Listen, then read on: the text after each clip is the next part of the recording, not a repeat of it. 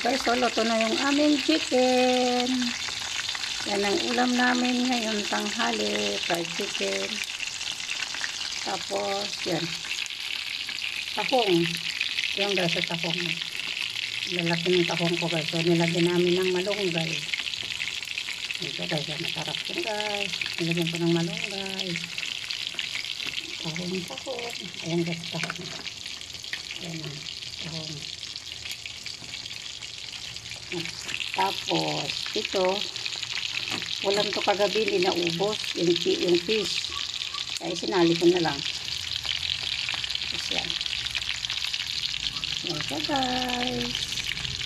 Malapit nang maluto ang aming chicken. Yan ang ulam ng mga anak ko. Kasi bata. Tapos yan. Guys, paluto na siya guys. Thank you for watching guys. Bye bye. Thank you.